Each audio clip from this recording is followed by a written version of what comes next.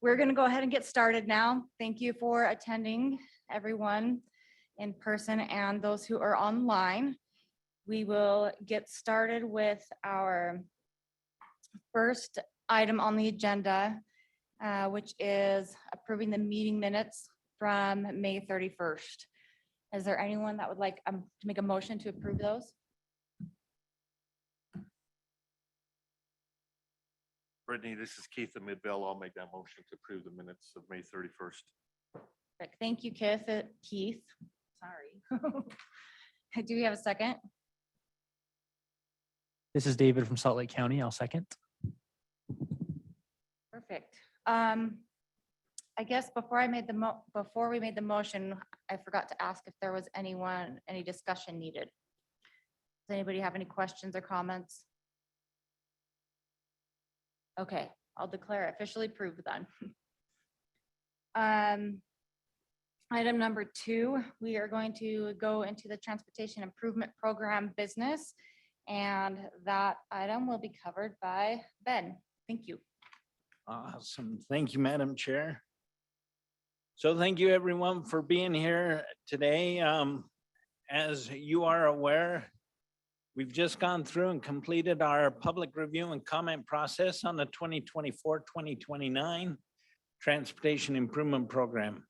Our intent in this meeting is to present the material briefly to you on the information to see if there's any other recommendations or directions you would have. Our intent is to take this information then to TransCom, which meets later in the month, for their review and recommendation to the Regional Council for their approval of the 24-29 Transportation Improvement Program.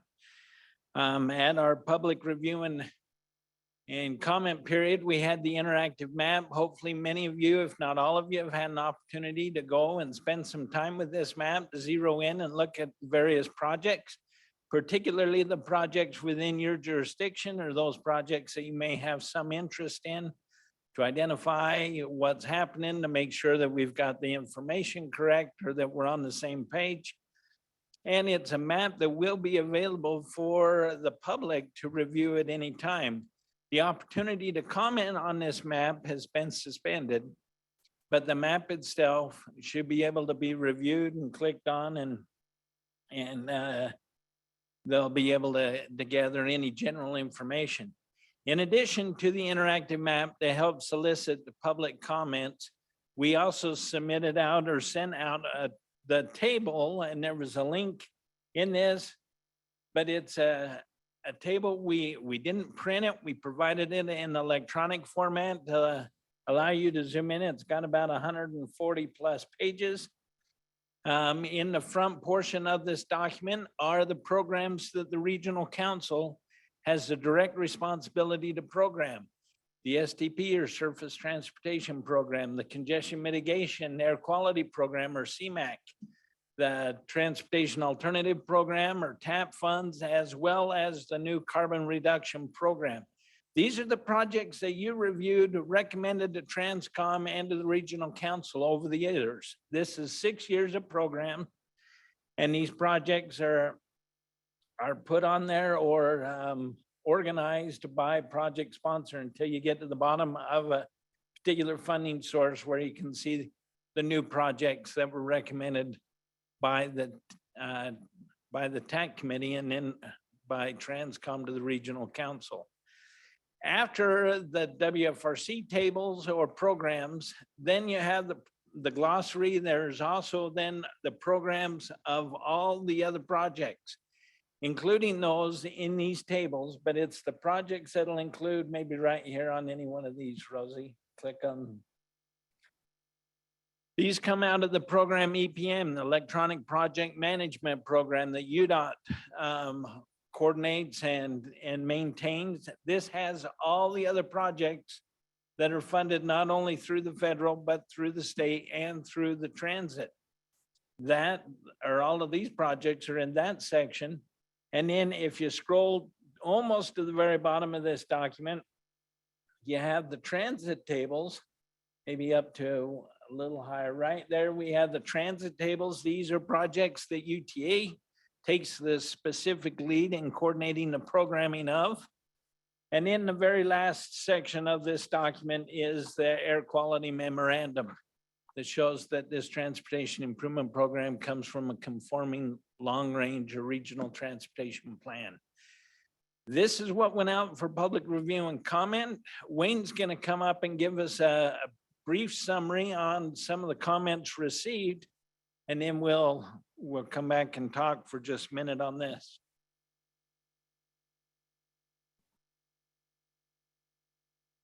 Just wanted to give you a brief sense of the type of comments received on the tip from the public. Ben and Alma and a few UDOT staff also participated in a couple of open houses where we got additional comments, but the vast majority of the over 300 comments were made via the interactive map.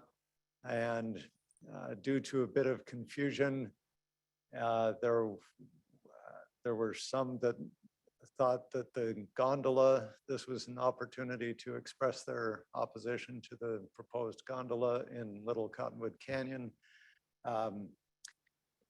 However, even with all those comments, there were also many comments in support of the phase 1 improvements that are included for Little and Big Cottonwood Canyons, including enhanced transit, a mobility hub, a couple of additional transit stops and tolling. And so there was a lot of support expressed for those. Somehow there were also came to be a number of comments, a few dozen, in support of a pedestrian bridge across 70th South here in Salt Lake County, east of Redwood Road by a couple blocks. And then in addition to those, the majority of the comments being on those projects. And importantly, sorry, before I go there, importantly, I'll note that when the regional council approved the regional transportation plan back in May of this year, they expressed a desire that emphasis or priority be given to the phase 1 improvements in Little Cottonwood Canyon. And in fact, asked that an evaluation of those improvements be done before further pursuing the proposed gondola, which is in phase 3 of the plan and is not in the tip. So just a handful of, well, a few dozen, but I'll give you a flavor of those additional few dozen comments. There were requests for more transit service. There were desires expressed for supporting active transportation projects and including safer active transportation improvements and crossings, and a few comments asking that some highway projects be accelerated, as well as a few comments in favor of the proposed and funded strategic double tracking of Front Runner. So that gives you a sense of the types of public comments that were received. Thank you.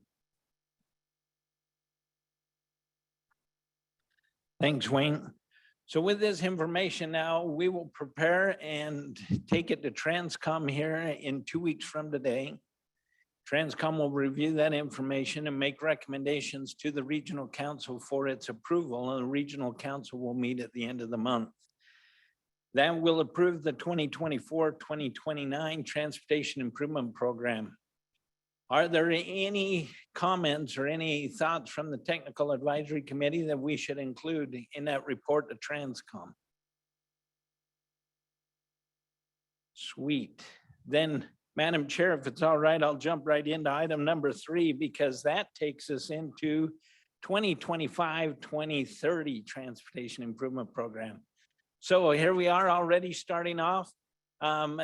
Information that you need to be aware of and sensitive to at the end of this month, or when we meet at the regional council, we will take to the regional council a request to seek letters of intent.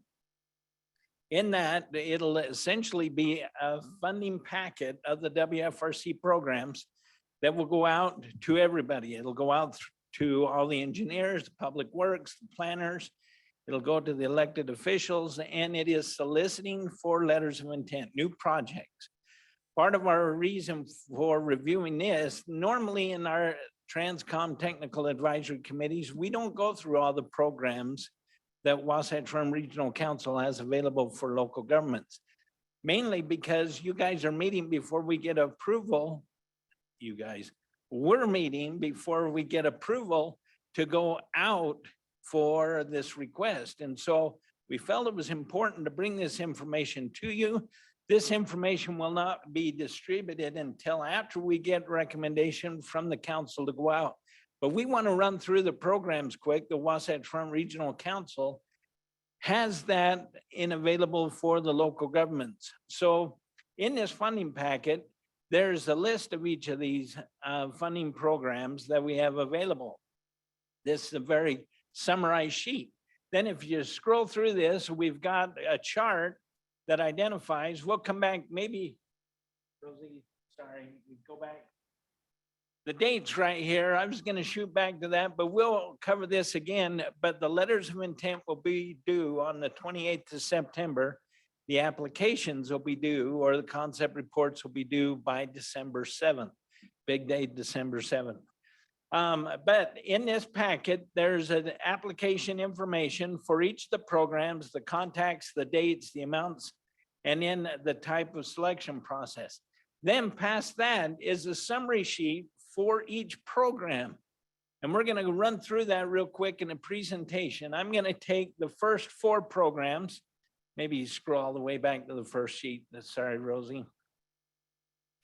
I'm going to take the first 4 programs, Surface Transportation Program, or STP, the Congestion Mitigation Air Quality, or CMAQ, the Transportation Alternative Program, or TAP program, and then the Carbon Reduction Program, or the CRP program. And then Christy's going to take us through the programs that this body isn't particularly familiar with, or maybe not as familiar as we would like you to be. And so these are other additional programs you need to be sensitive to, so that as you work as a city staff and identify projects or needs in the city, you know various resources that are available through WFRC for you.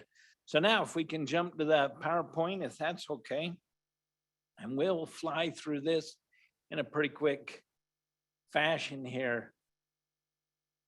So here's a list of the programs that WFRC has for local government resources. As I mentioned earlier, using the other diagram, the top 4 you're pretty familiar with. We've reviewed, we've evaluated, we've talked a lot about the projects that are identified in the STP, the CMAQ, the TAP, and the carbon reduction, or the CRP. Transportation and land use, or the TLC program, is one that I want you to listen to and pay particular attention to. And as well as the station area plan, the Wasatch Front Economic Development District Community Development Block Grant is really not part of the Salt Lake, but Christy will explain why. And then the Community Impact Board. So if we can start right in then on the STP program. This is a program you've probably never heard of. I'm kidding. You've heard. But here's the 4 programs. So the STP program.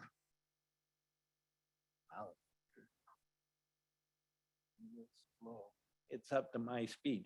So the STP program, this is a program that enables you to identify projects on a federal aid eligible facility for improvements. If it needs to be widened, if it needs to be reconstructed.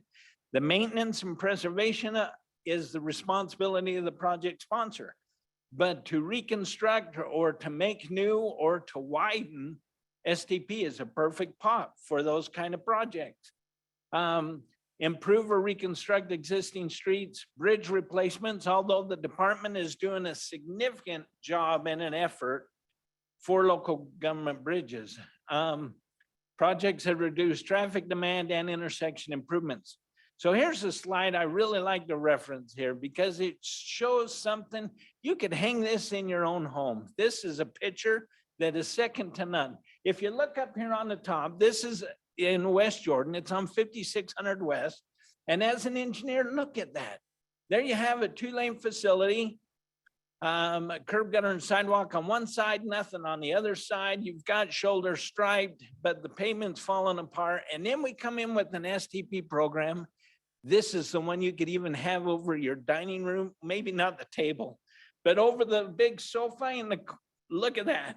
Cross section of 5 lanes, center turn lane, 2 lanes in each direction, plus a bike lane, plus curb gutter and sidewalk on both sides and lighting on both sides. Beautiful, isn't it? Those are the kind of improvements that the STP project can do. So when your elected official comes in and says, wow, what do you think? You say, I've got a perfect idea. And then you've got all these projects that you can reference and we can strategize and work together to make it happen. The next program is the Congestion Mitigation Air Quality Program. Well, this particular program has a little more strings attached, right? We need to demonstrate air quality improvements on this particular program.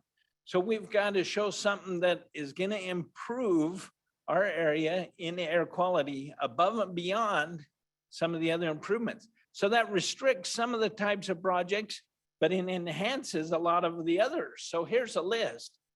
So yeah, a list is good, but how about a picture, right? A picture is 1,000 words.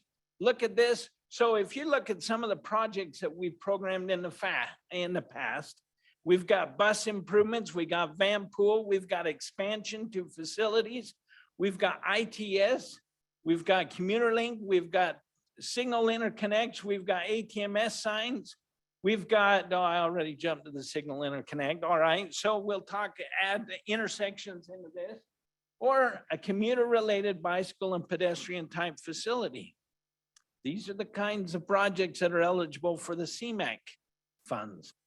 Well, then we've got the next program, which is Transportation Alternative Program, or the TAC. These projects are more of the recreational type of active transportation projects. Those for bike and ped that are maybe more recreational than commuter related, but they can dovetail in. We won't hold back. But it also includes those projects that would involve safe routes to school. Maybe we're missing sidewalk. Maybe we're missing some other safety features, a hawk crossing, or other improvements. But we've got sidewalks, bicycle infrastructure, traffic calming techniques. This is for those non-motorized type of improvements.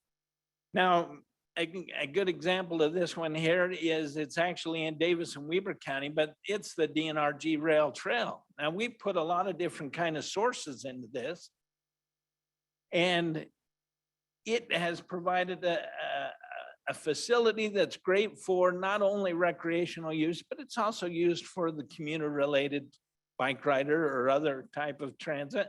I think Alma rode one of this when we were at the Ogden Intermodal Center for part of our open house. And when it was all said and done, about 7:45, Alma says, I'm riding home. Flip, he lives in Holiday, right? I was a little nervous. I called him at 10 after 10. He was just clearing North Salt Lake. He then found a bus route and was able to make the rest of the journey home before midnight.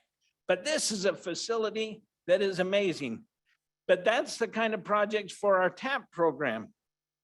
Then we've got our carbon reduction program, old program, right? I mean, last year was the first year, this year it's old. So the CRP program, this project is real close to tying into what our CMAQ program is. But we need to have a project that reduces CO2. So on this project, we can reduce traffic congestion or alternatives to single occupant vehicles.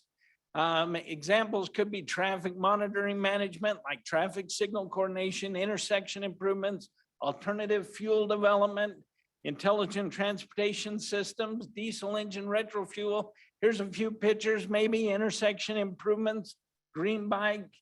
These are other improvements. Now, If you get back to your office and you're wondering, wow, I don't remember anything that he said, but I wonder what kind of projects would work that I could apply for. Go to the go to the website, pull up the table that has the projects, go to those tables that are identified in the regional council and look at the types of projects that we funded. What other projects have we done? Did I do that? Sorry. Just in case you missed it the first time, we'll go through once more. But you can go through it and you can identify projects and then give us a call. If you got a question, what's going to work or how am I doing this? Let's strategize together. Let's work together. And if these programs won't work, then we'll try to help identify a program that will. We want you to be successful. We want you to accomplish the responsibilities you have to take care of your resources within your city. These are the projects we have. Now I'm going to hand it over to Christy and she's going to really dazzle you with the other projects. Oh, set the bar really high. I'm not going to be nearly as entertaining as Ben, but I'm going to talk about first the Transportation Land Use Connection Program. It's a technical assistance program that partnered with Salt Lake County, UDOT, and UTA, as long as Wasatch Front Regional Council. The goals are to maximize the value of investment in public infrastructure, enhance access opportunities, increase travel options to optimize mobility, and create communities with opportunities to live, work, and play. The TLC program will really meet you wherever you are, whether you need a high level vision or a more detailed product, all the way down to zoning ordinances or design standards, anything like that. Studies are included as well. As Ben mentioned, I'll go back. As Ben mentioned, the letters of intent are due at the end of September. This is a great time to bring it all to you right now. If you have any ideas for projects, you're not sure on eligibility, or you just want to talk through your project, we'd be happy to chat about it. Just reach out so that you can have your letter of intent ready by the end of September. Station area planning is also something that came out of recent legislation. Wasatch Front Regional Council, along with our sister MPO to the south, Mountain Land Association of Government, was given $5 million to complete this legislative requirement. Any community that has a fixed rail station is required to complete a station area plan that meets the goals of the station area planning, which is to increase the availability and affordability of housing, promote sustainable environmental conditions, enhance access opportunities, and increase transportation choices and connections. This is a rolling application basis. You can apply for these funds at any point in time, and we will help you to meet those goals. Oh, I jumped way ahead of myself. $5 million, rolling basis application. Next, I'm going to talk about the Wasatch Front Economic Development District, or the WFEDD, because we love acronyms. So there's 3 pots of money. This is a program that we work together with the EDA, the Economic Development Administration, another acronym. So these are the 3 pots of money that you can draw from. You can apply for funding, and Marcia in our office will help you connect with the EDA and hopefully get the money that you need. So money in, jobs out, as the old saying goes. And I'm not going to talk about CDBG. As Ben mentioned, we administer the small cities program. So you guys are all too large, but you all do receive your own CDBG funds for that. And then final reminder, here we are in August. So be thinking of all the projects that you want, be talking to us, asking about eligibility, asking about requirements right now, so that come September, you can have your letter of intent due or submitted. And here's all of our contact information. It's in your packet. If you're not sure what program your project fits under, reach out to anyone. We'll just help you connect with the right person and get you going. And that is all I have. Thank you.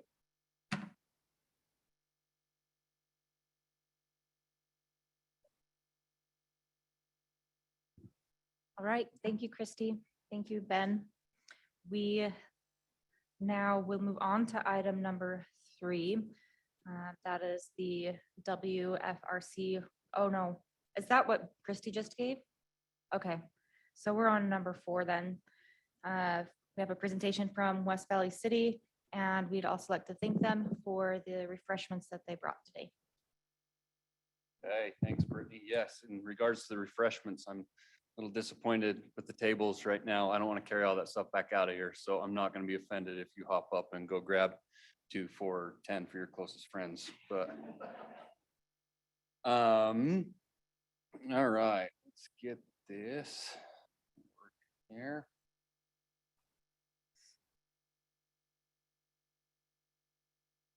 You guys can see it. All right. So yeah, as mentioned, I'm Kobe Wilson. I'm the city engineer for West Valley City. Trying to think about different things I wanted to share with you today.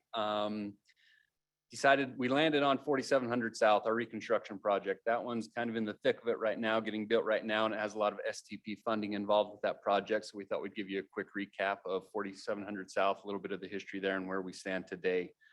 4700 South is a full depth reconstruction project. It goes from 5600 West to 4000 West. A few of the different objectives for this project, there was some roadway widening between 4000 West and 4800 West. This was to add an additional eastbound lane so that we have a 5-lane facility between those coordinates. And then to add bike lanes throughout the entire corridor. I should mention this is a joint project, as was on that title screen. This is a joint project between West Valley City and Kearns Metro Township. So they've been great partners throughout the entire process. They've been a great help. And as you'll see, as we get through this, we've had to do some things that are a little bit unconventional, and they've hopped in and helped with that process. So they've been great to work with. But yeah, other items with this project, we had on the Utah Salt Lake Canal, we had a box culvert that needed to be replaced there. That box culvert is kind of what set the critical path of our construction timeline. We needed to make sure we met that construction window with the Utah Salt Lake Canal to get that replaced. And then we also have a railroad crossing that we need to completely reconstruct and widen out on the west end of the project, close to 5600 West. And then to do some intersection improvements at 5600 West, so we have dual left turns out there. Quick history on this. The initial application with this was put in before the MSD was created. It was put in with Salt Lake County and West Valley City clear back in 2012. An application for STP funds was submitted back then, and we did receive some funding back then. That enabled the environmental document to get started in 2014, which was completed in 2015. Throughout that process, it was very clear that we needed a substantial amount more funding. We did come back and reapplied a few different times and got additional STP funding in 2018 and 2019, which was a great help. Took us up to just over $15 million of STP funding. We knew that that would still not quite get us where we needed to be, but nonetheless, we wanted to get moving with the project, so we started design in 2019. Sitting down in 2019, we kind of outlined the schedule and what we were hoping to accomplish with this project. The goal was to make sure that everything was constructed by by the end of 2023. So that's the target that we were shooting for. In identifying potential risks that would prevent us from hitting that target. The things that we identified back in 2019, of course, was funding. We knew we were a little short on funding, so we had to get creative and think of ways how we'd be able to make up for that funding gap there. Right of way, which never causes any problems on any project. Neither does the railroad. So we've got a few of those, and then utilities, of course. So your typical risks were identified early, and we went to work as to figure out how we can mitigate those risks. We'll talk about the overhead utilities. This was actually a betterment request from West Valley City. West Valley City wanted to bury these overhead facilities between 4800 West and 5600 West. And a combination of that, we needed to put the environmental document required a noise wall to be constructed in a portion of this area. Other areas where the noise wall was not required, West Valley City also did a betterment there to extend the wall throughout the corridor, just so we could get a consistent looking corridor and clean the corridor up out there. But with the power burial, as most of you know, typically when you do a betterment like that, it's our responsibility to get the conduit and the vaults and everything in the ground as part of the project. And then Rocky Mountain Power comes out and will install the conductors. We were concerned with what that might do to our schedule if we included it in the project. So we sat down with Rocky Mountain Power, and they actually had a betterment they wanted to do as well. They needed to get a 6-inch conduit in from the substation out west of 5600 West to 4800 West. So it worked well with them So we worked with them and we were actually able to have their contractor go out there and do all of the burial work before our project started. We had to coordinate with other third-party communication lines as well to get them buried, but we were able to get all the overhead utilities underground before the project started, which kind of eliminated that risk that we were concerned about. You can see the photos there, kind of a before and after. The after photo is not a great photo, but it's all I could come up with real quick. But yeah, you can see it. That photo doesn't necessarily end up in the dining room like Ben's, but nonetheless, great improvement out there on the corridor. So that took care of our utility burial risk.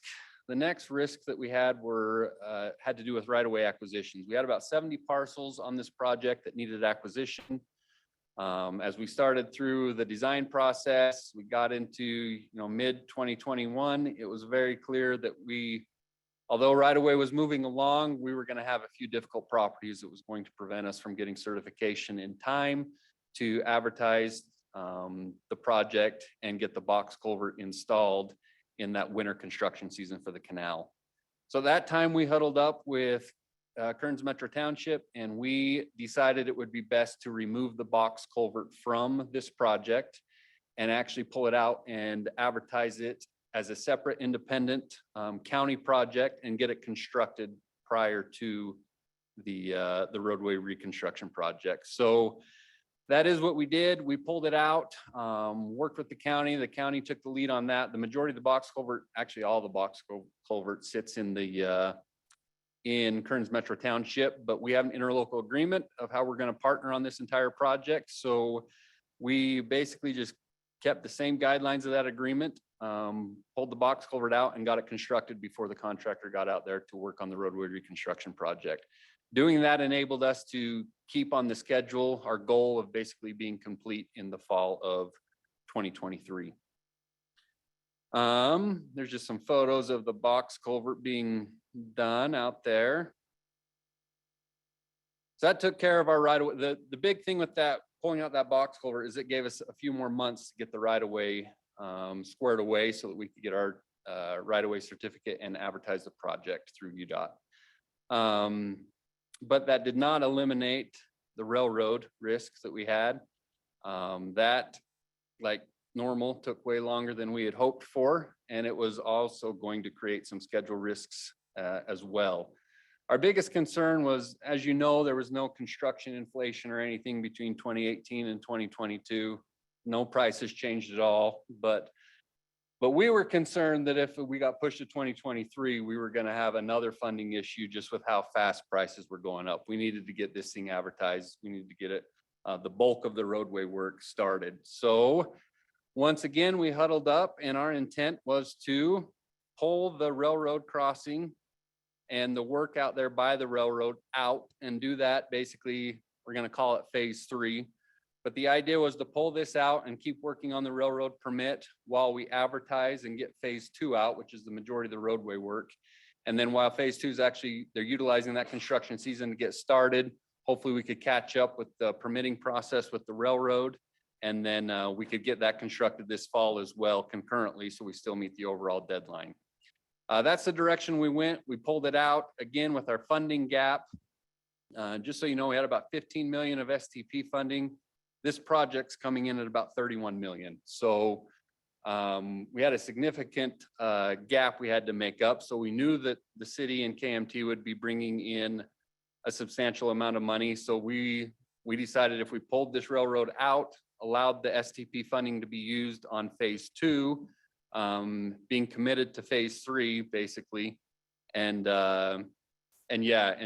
build that as a county/city project that would allow us to keep our schedule intact.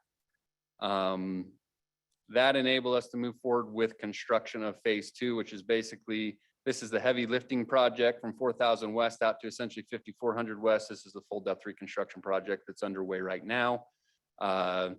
We were able to move forward with that. They started construction in the summer of 2022. Things have been progressing fairly well. We seem to still be on track of getting this project complete by this November. Tried to go out this week and get you guys some good dining room photos of this project to see what STP money could do, but it was a little bit cloudy on Tuesday. So I thought I'd wait till Wednesday. And this is what we looked like yesterday. So yesterday we had all sorts of fun out on the project. And that's about as good of photos as you're gonna get from me. But yeah, that's what close to 3 inches of rain in a few hours looks like out there on our project. We had a significant event, as most of Salt Lake County did yesterday. But yeah, that's where, oh, those are not 4700 South. I just like those photos, so I put those in there too. But anyways, here are some older photos, not up-to-date photos, but some of the photos of the work that's taking place out there. They have probably 70% of the road paved right now. They're hoping to have most of it, the paving. Well, they still have half of the road west of 4800 West that needs full depth reconstruction, but the other 75% is close to being wrapped up. So we are still hopeful that we'll be able to complete this stuff by the end of this year. But that takes us back to phase 3. If we're going to meet the schedule on phase 3, and the answer is no, we are not. We did get our railroad agreement in April of earlier this year, so things were looking good. In May of this year, we found out that we were going to be able to get some earmark funding, basically $7 million to go towards this project, which is great news and we'll take it any day, but it also changed our game plan. Now it has to be advertised as a federal project, of course. So pulling it out and doing it as a city project was no longer an option with the federal funds. So now we're in the process of getting that project basically prepared through the UDOT process so that we can hopefully advertise this winter and construct it in the spring of 2024, which should end up completing the work out here. This is just a screenshot of kind of where we were with overall costs. Like I said, about 15 million plus in STP funds, which was a great help for this project. And we should be coming in right around that $31 million for the overall project. But with that, I'll answer any questions. We can move to the next agenda item. Any questions for Kobe? I'm not seeing any in person or online. Thank you. Good presentation. That brings us to item number 5, statewide traffic data and the uses of that data. We will hear from Kelly Najord and Nuzhat Azra. This is an excellent presentation. I've seen it before, so hopefully you'll enjoy it as much as I did. No pressure or anything. All right. So I'm Kelly Nord. This is Nazat, my lead. My job at the department is to manage or review traffic operations for the state. I basically sum it up as anything big or weird. That's my primary job. On the side, I also manage the department's traffic data, all our traffic operations data. So we have 2 systems and we're here to focus mostly on ClearGuide. So this is our probe traffic data set. It's mostly just speeds and travel times. It's available statewide all the way down to your major collector. I just negotiated with a new vendor for a new contract to make sure that I have the rights to share this data with pretty much everyone. So all of our cities, all of our counties, all our MPOs, our contractors, our consultants, our ski resorts, our national parks, anyone you can argue is a partner with us has access to it. So it's free, it's available. I want to go over quickly some of the uses that we have for it. And then my lead, Nazat, will walk you through the actual application. So right now for the department, what we're using this data for is it feeds directly into UDOT's project prioritization algorithm. So it's being used to prioritize projects. It also can be used to advocate for funding to describe the issue that you're having. We manage or we monitor all of our traffic videos for any news article. So any news article that mentions any kind of congestion or the department or an accident, my team proactively develops traffic videos in preparation for any kind of questions that come to the department. And they're like, hey, what happened with this? And we're like, actually, we have a video for that and we can tell you exactly what happened. We had that happen. One of my examples was down in Region 4. So early October, kind of normal, right?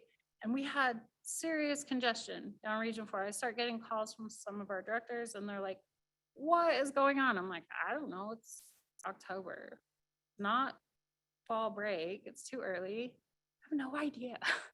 So sitting there talking to one of our maintenance guys, he's like, I know what that is. That's the deer hunt.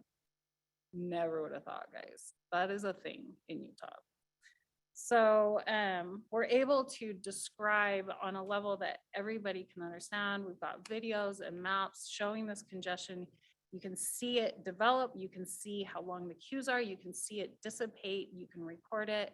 And being able to communicate that on a way that everybody understands has been really valuable for us.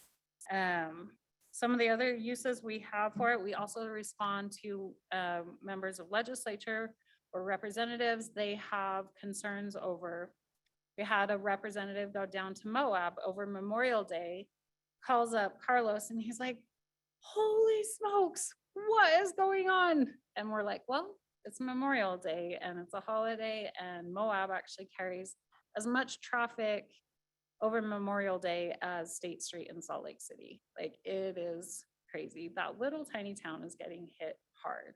So we can describe some of those things objectively. We can show the data there. We also manage the maintenance of traffic for our construction projects using this.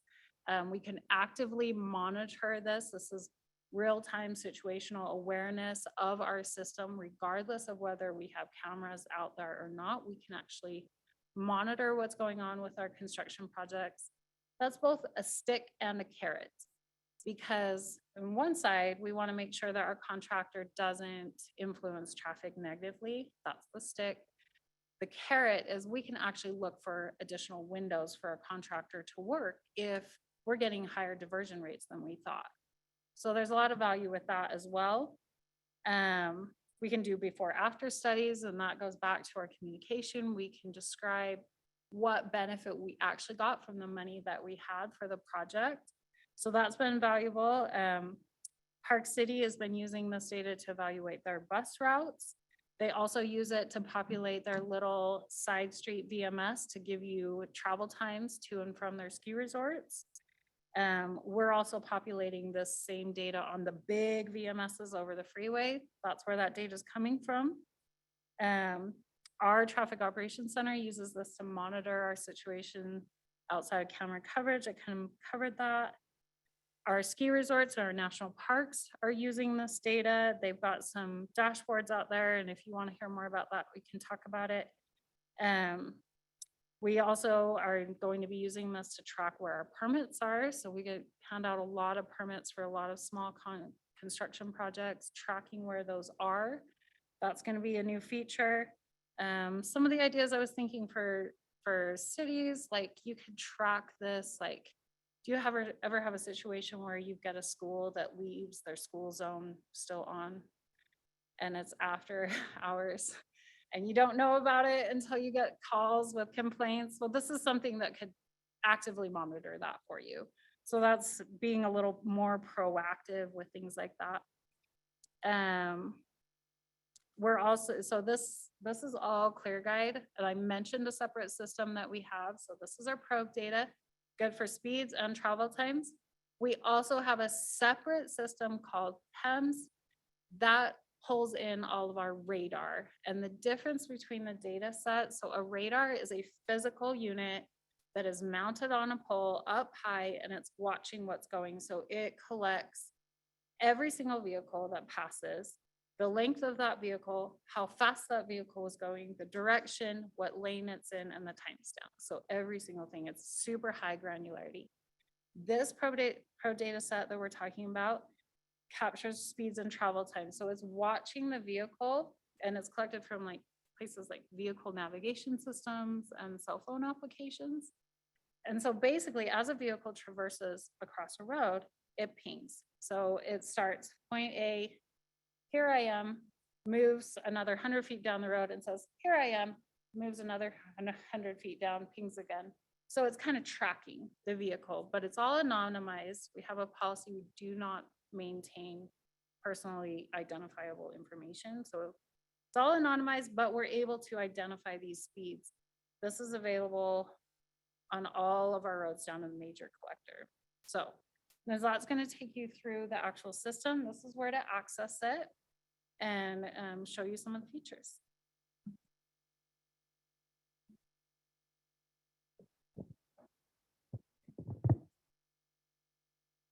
Okay, so I'm going to talk a little bit about different features, how we can use different data, like Kelly was talking about, we can have travel time and speed data statewide, how we can use that data through iTerra's Clear Guide, this website.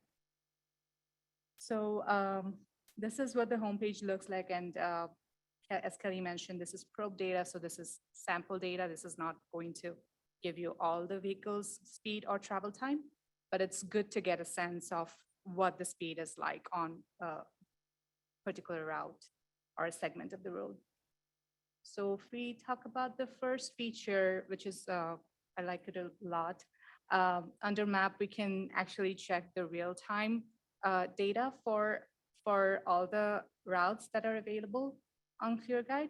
So if you go under map and press real-time map, this sort of pops up where you can see, if you zoom in, you can see that like little roads also pop up in here, and it colors them based on their speed over here. And it has also some, like at the right, you can also manage different layers. So you can choose to see different incidents, or if a construction is going on, or what the weather was like, or precipitation was like different things you can see in the map along with the speed data in here. And the one cool thing is that along with the real time, you can also click on this today one and also look back in time. So if you are particularly interested in like, okay, what was going on this time on this road? Let's see what was happening and how the congestion was progressing. So you can go back in time and set that date, and you can hit play over here, and it will show you how the speed and congestion was changing at that time. And if you really like it, you can also record a video by pressing that heart button over there. So I'm not sure how to play this, but this is, it's probably in the next slide, but this is the page where you can set up a route and also set up a date and time and tell it, okay, record between this and this time frame, and hit save. And after that, we can come back and then also check the video for that one. I'm not sure if it's going to show the video. So this is one of the things that we recorded over here. Oh, it doesn't show. Do we need to click out on the computer? Should be at the. Oh, okay. Oh, it's not. You guys, the video is super cool. Just imagine it being good. Yes, it is super cool. It turns from, so there was a closure on Legacy, and now it's showing green, and it shows you how from green to it turns to black pretty much, because it was closed and it was not recording any kind of travel time at that time. So we became suspicious and came over here and turned on all the layers to see what was happening, and it showed us, okay, that was a closure at that time. That's why it was giving us weird performance, that section. Another thing we can do with this website is we can come in and check like all the travel time speed data. So we can come to this time series option, and here we can set up a route. This one is showing I-15 Legacy Parkway over here, and we can set up a date and time of there, and also choose select average speed and average travel time. And also we can filter it by time of day or day of week. And then we can see the variation of average speed and average travel time. This is very helpful for the before-after study that Kelly was talking about. We use it a lot for our signal timing projects or any kind of projects where we want to compare how travel time is improving in before-after scenario. So you can see it over here, or you can also download all the raw data from here. For if you want a year worth of data, you can download it and analyze it and see what the improvement is. And the next cool thing that we recently added is a route alert to the system. So this is recording all the speed and travel time by itself. So what happens if I want to monitor something, but I don't want to be in ClearGuide website all the time? So that's what we did.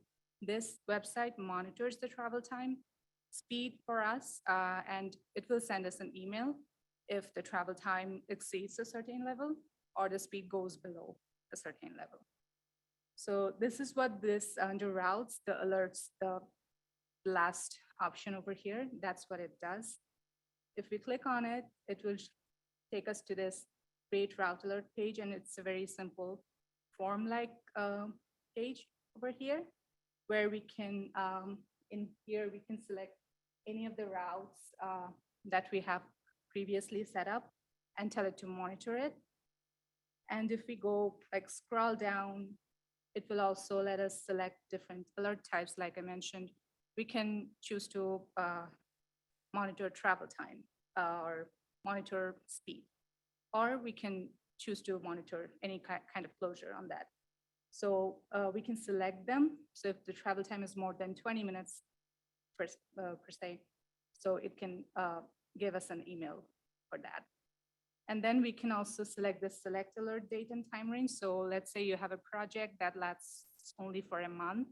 It's in future, you don't want to get alerts all the time.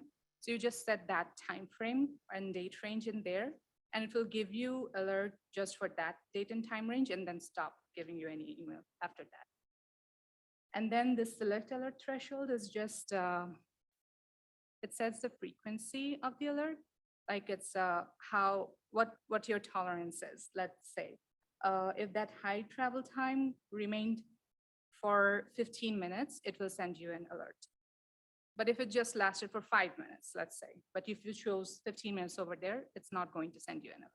So this is to control how many alerts you receive. So you can set it up to like set at 5 minutes and even as high as 1 hour. So this is going to send you alert for both an alert activation and also when the alert gets cleared. So you can set a frequency for both of them. So after you set it up, it's all good. If the alert gets activated or cleared or any kind of things are happening, you get emails. So this left side is showing an alert activation email.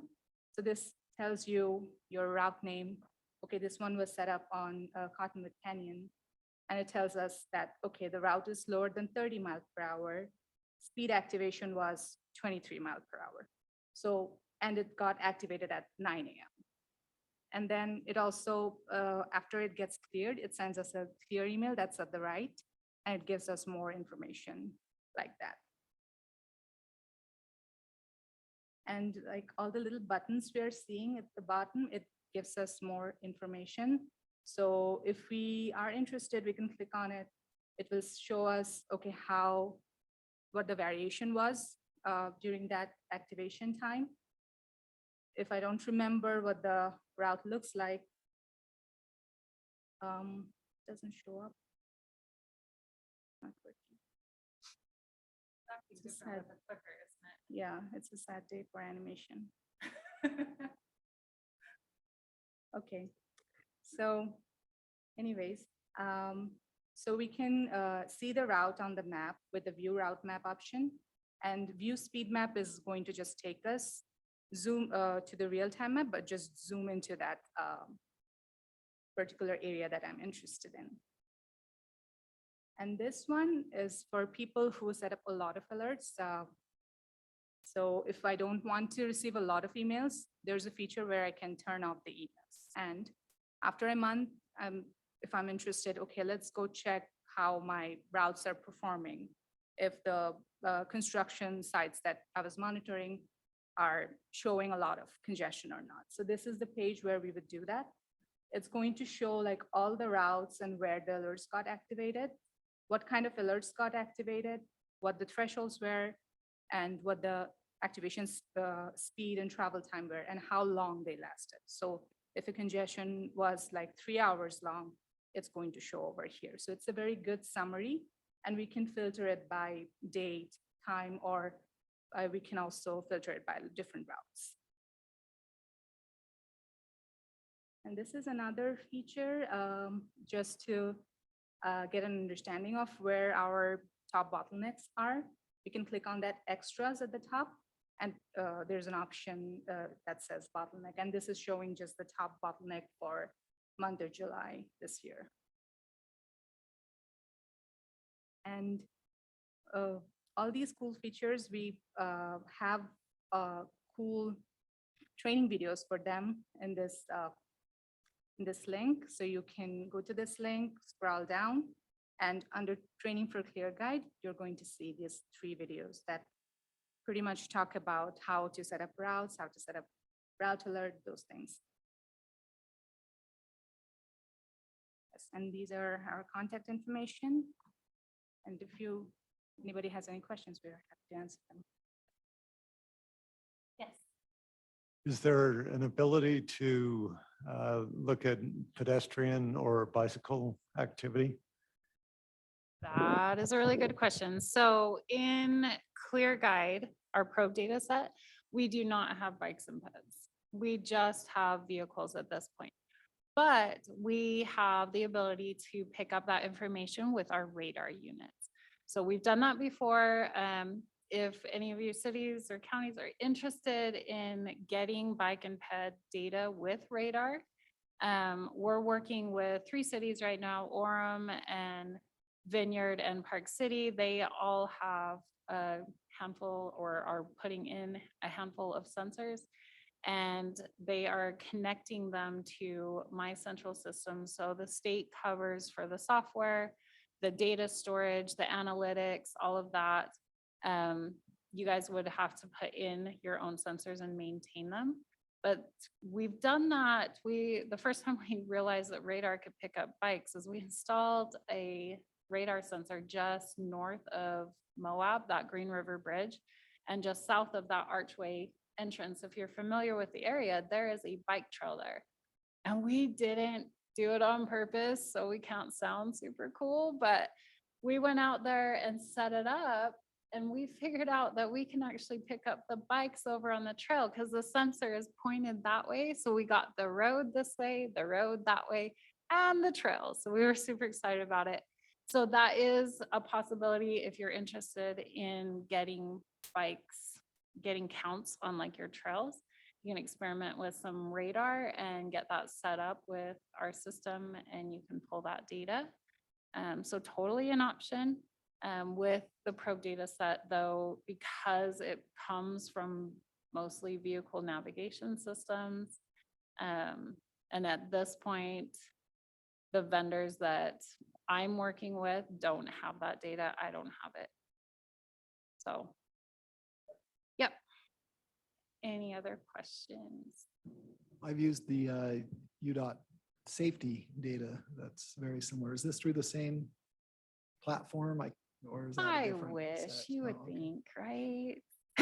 You would totally think that they would all be in the same system, but they are not. So the safety data right now is in a system called New Metrics. Is that what you're referring That sounds to? familiar now that you mentioned Yeah, it. in a wonderful world, that would be all together. And in my grand plan before I retire, I want to have my radar data and my probe data all in Clear Guide. So, and I've actually got that already scoped. It is planned.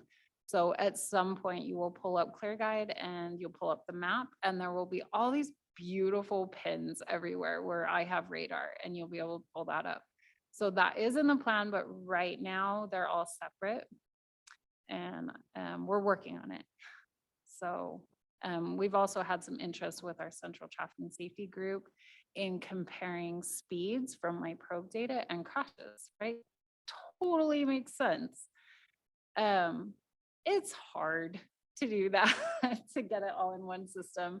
So just the way the data, the probe data has to be conflated to match a specific map version. And if you can imagine, every map defines roads a little bit differently. And that makes it kind of difficult to combine the data. So I'm not saying it won't happen. I'm just saying we're working on it. Any other questions? Kelly, if I can, earlier you mentioned in the Ogden Lane area, you mentioned about soliciting from cities to participate or Yes. take part of something. Yeah, I definitely want as many cities as I can to get involved in this. I really went out on a limb and fought for making sure that I can share this data with everyone. We used to have an older data set that was restricted just to UDOT. And I just felt like that wasn't the best practice for everyone. And so when this contract came up, I really fought for this heavy sharing license. And so I'm definitely looking for any possible use that you guys have. I have software development money. So if you get into this system and you're like, this is really cool, but it would be amazing if it did this, please let us know. Like, reach out, because if there's something that I'm missing and this makes the difference for you guys, I would love to implement it. I'm trying to put myself in a city's shoes, and while I drive around as a citizen of my city in Murray, I looking for uses, right? And one of them, the poor city, we've got a lot of development going in, and I am sure they approved a permit for this developer to work, but he parked his equipment and shut down one of the main accesses to the schools. And I can only imagine how many phone calls that poor city had that week, but had they had access to the system, they would have been able to monitor that and know that that road got closed before they had that flood of calls that I'm sure they got. So there's that option. I was thinking, having the school zones getting left on, sometimes that happens. Keeping track of where your construction projects are might be helpful, but I am very open to new ideas. So if there's something else you think you can use this for, I would love to hear about it.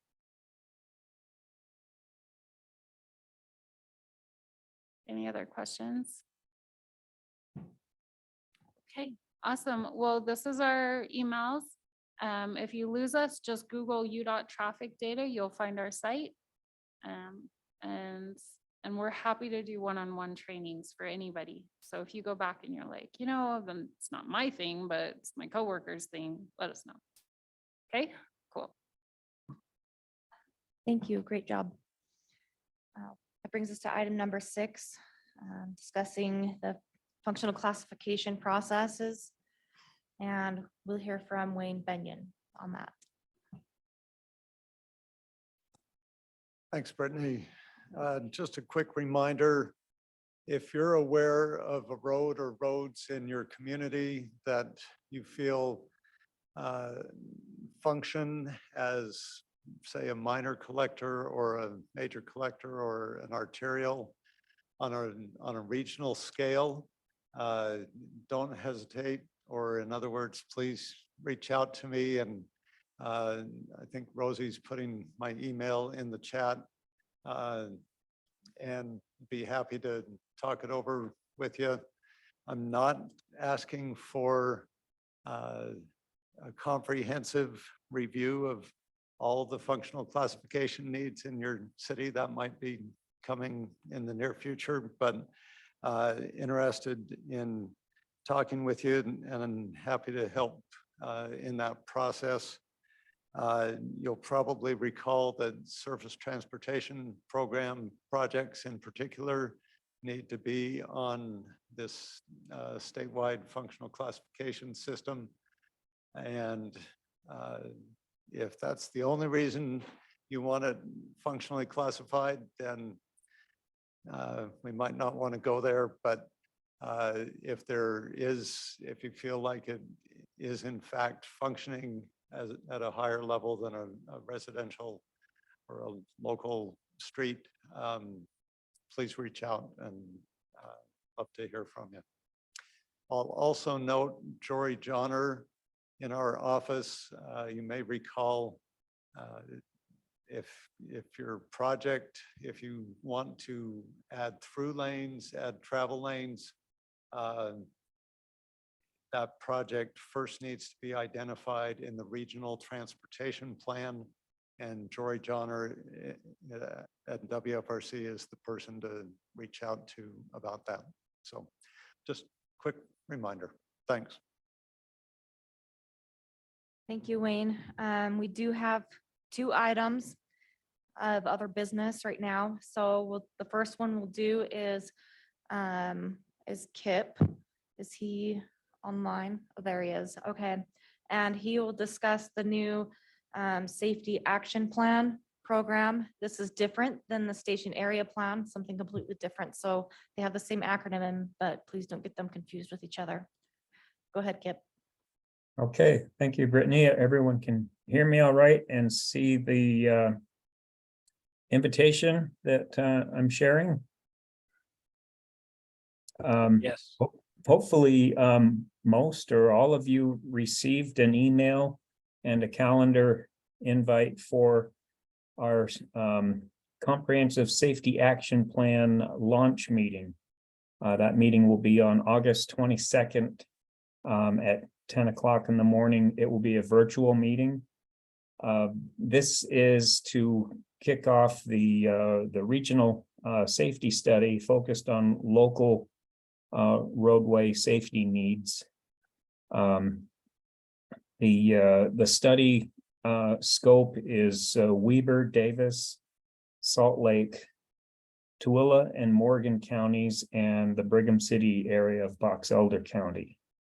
This is part of the Safe Streets for All program, which is part of the Investment in Infrastructure and Jobs Act.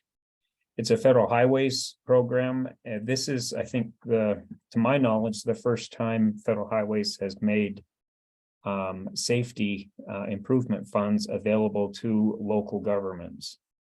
So at this launch meeting, the consultant we've hired, which is Kimley Horn Consultants, they will be presenting some of the preliminary safety findings as far as crashes, roadway crashes on locally owned roads as opposed to state roads. This study then becomes the reference and guidance material that local governments, cities and counties within that region would then use to justify implementation grants about this time next year in 2024. So if I zoom in a little bit here, you see that this is a plan to provide local governments the means to make strategic roadway safety improvements. So this program was not listed in those the TIP programs that Ben and Christy reviewed earlier, because this is not a program that will be managed by Wasatch Front. We were asked to help coordinate the regional study, which was a requirement of the Safe Streets for All program. But once the study is in place, it will be the responsibility of individual cities, either on their own or partnering with neighboring communities to then pursue the projects that would be needed in their particular area. So following the safety launch meeting, we'll, as part of that meeting, we'll explain the schedule rolling forward, which will include a focus area meetings in 12 different areas of that 6-county area. So you will be able to look at your specific safety needs and identify those and strategies that apply. So if you didn't get one of these invitations, we knit together a dozen different mailing lists. Hopefully you got one. If possibly it went to someone else in your city and you didn't get one and are interested, then reach out to me after the meeting and we'll get you the meeting information. So that's just a quick overview of the Safe Streets for All and our upcoming meeting. Are there any questions related to that?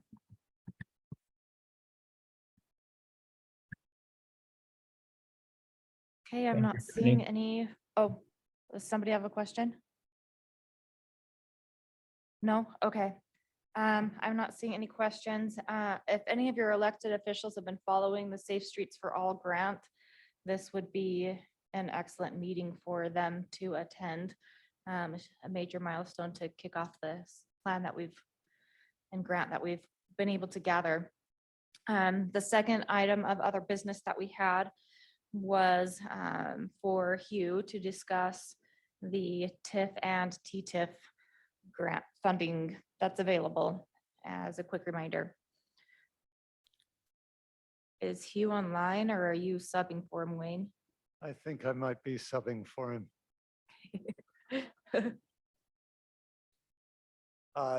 Just a quick reminder, nominations are open for the Transportation Investment Fund and the Transportation Investment Fund through UDOT, and those nominations can be made. There are forms on the UDOT website. If you Google UDOT project prioritization process, you can probably find those forms. And I believe those applications are due August 31st, or those nominations rather are due August 31st. So that's primarily for active transportation, transit, and first mile, last mile projects. Highway projects are automatic. Highway projects that are in the financially constrained first phase of the regional transportation plan are automatically already considered. If there are highway projects outside of those in the first phase financially constrained regional transportation plan, then those can also be nominated, is my understanding. And so anyway, that's a quick reminder on TIF, TTIF.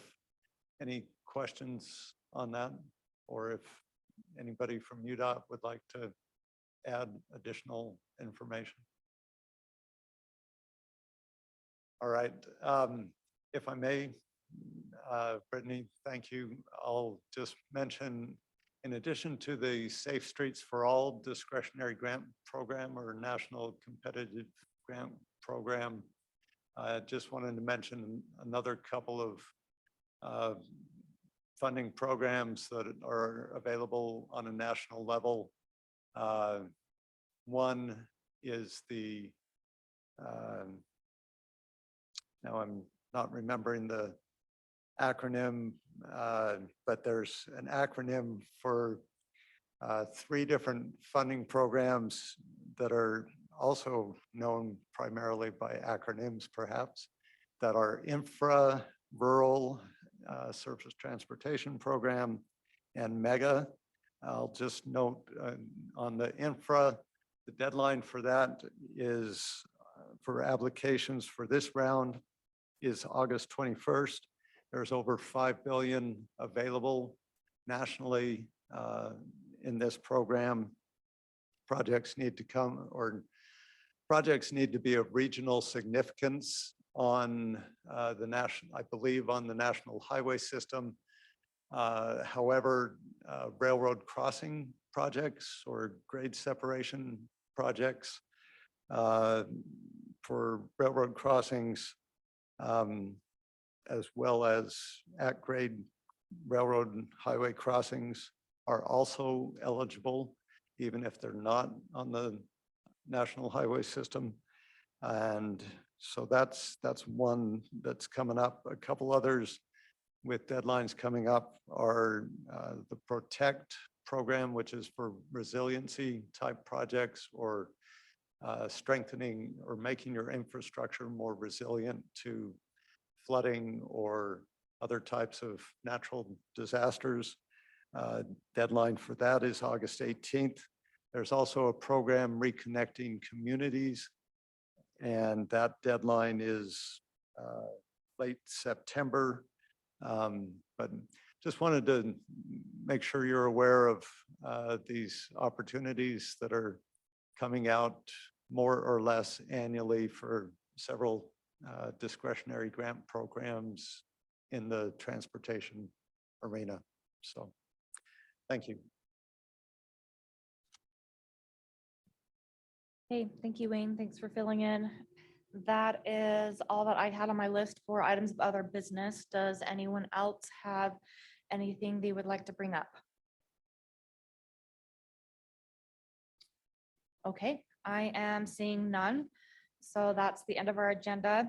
As a reminder, we'll have our next meeting on October 18th with a presentation from Bluffdale City, and they are also assigned to bring refreshments as is typical. And I think now we're done. Thank you.